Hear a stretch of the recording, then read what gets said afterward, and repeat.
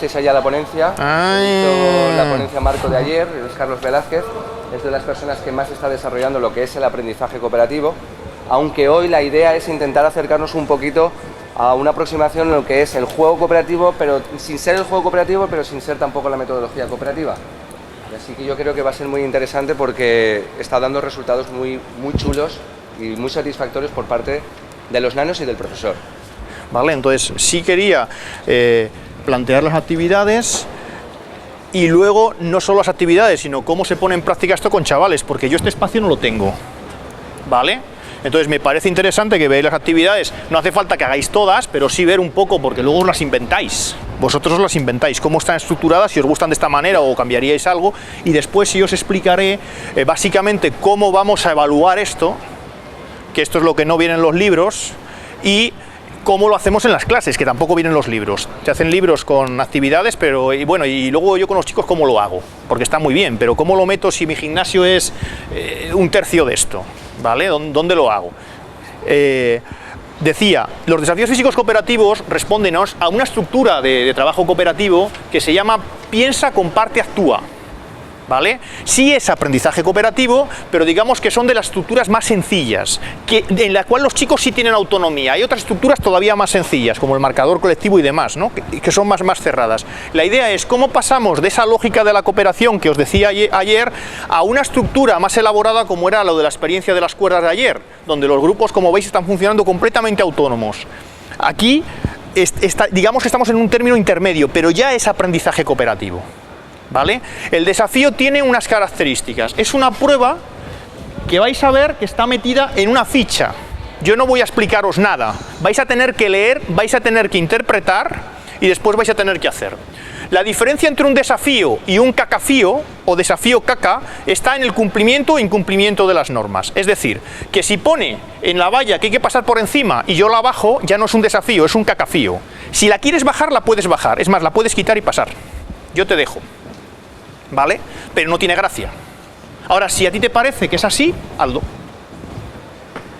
Va a ser vuestra responsabilidad. Vosotros decidís si queréis hacer desafíos o si queréis hacer cacafíos. Hay veces que no os saldrán las cosas. Podéis optar por el cacafío. La hacemos más fácil, pero ya no es un desafío. Yo creo que tal y como están, confío en que sí que se puedan hacer, aunque algunos cuesten. Por eso son desafíos, ¿vale? Desafío tiene tres componentes. Un componente conceptual, un componente afectivo, ¿vale? Y un componente social. A veces el problema no es de habilidad motriz, a veces el problema es afectivo, que a alguien le dé miedo a hacer algo. Y hay que ver a quién le da miedo y cómo le podemos ayudar, ¿vale? El desafío tiene varias soluciones, si no, no es un desafío, y cada grupo tiene que buscar aquella solución que mejor sea para su grupo, que le permita resolverlo, ¿vale?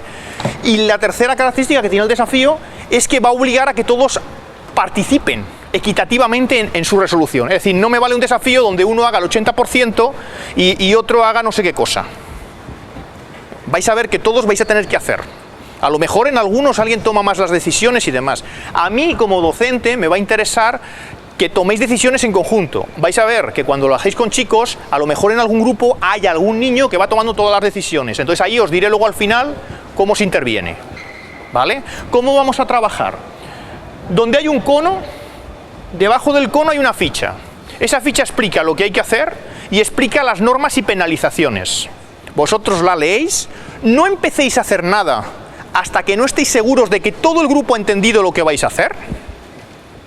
Tú lo has entendido, pero asegúrate de que el grupo lo ha entendido. Buscáis la solución y la probáis. Y si os sale, cambiáis. Vais a uno que esté vacío. Si no os sale, os podéis rendir. ¿Vale? Los chicos, si lo consiguen, en la parte de atrás de las hojas, en los chicos las tienen plastificadas. Ponen un gomet y cada grupo tiene un gomet diferente. Y si no les sale, puede dejarlo sin poner gomet y se va a otro, si se rinden, ¿vale? Los grupos que vais a hacer van a ser grupos 8 o 9 personas. ¿Sí? Pues ala, ya estáis. Yo mi consejo es que os pongáis, pues no le conozco, os pongáis altos con bajos, bajos con altos, grandes con pequeños. Sí, bueno, suelen ser guapos con más guapos, ¿vale? Yo a los chicos les digo, a ver, los guapos para acá, yo, y ahora los más guapos para el otro lado, vaya. ¿Vale?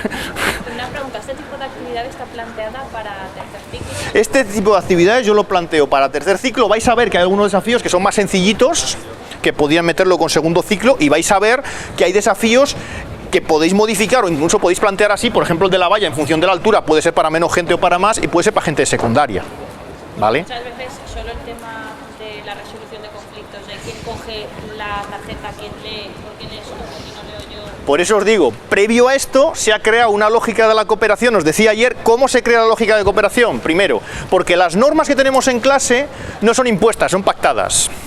Son ellos los que deciden las normas en función de qué, de los problemas que han tenido el año pasado. ¿Vale? Y hay una característica, nadie lo puede pasar mal en educación física, nadie. Esa es la norma general y a partir de ahí marcamos las normas. Por lo tanto, ellos tienen que cumplir esas normas. Otra, estamos trabajando con juegos cooperativos o con juegos de estructura paradójica que digamos que tienen diferentes tipos de resoluciones, puede ser competitivo, individualista o cooperativo. Es que es un poco complicado explicaros eso así en 2 minutos. Para demostrarles que si trabajan de forma cooperativa, esa solución es la mejor para toda la clase. A lo mejor la individualista viene muy bien a uno, que es muy bueno, pero lo mejor para todo es la otra. El Gomet se pone si lo hacen todos. Que el Gomet lo ponen si lo hacen todos. Ahora, ¿tú quieres hacer trampas? Ningún problema, pon el Gomet. Es decir, no, escúchame, yo no voy a... Las reglas son os he dicho para vosotros, es decir, a mí me da igual. ¿Cuál? Claro que no lo admiten, pero ¿sabes por qué no lo admiten? Porque les estás echando la responsabilidad. ¿Tú quieres hacer un cacafío? Hazlo. Si yo no te voy a decir nada. ¿Quieres poner Gómez en todos? Hazlo. Pero no lo hacen, ¿Pero qué tiene de gracia? Es decir, si la valla de abajo, bájala hasta abajo. Si no puedo tocar el suelo ni un poco, y he tocado un poco, vale, pues no, vete por el lado y tócalo entero. Ya que te pones, hazlo entero.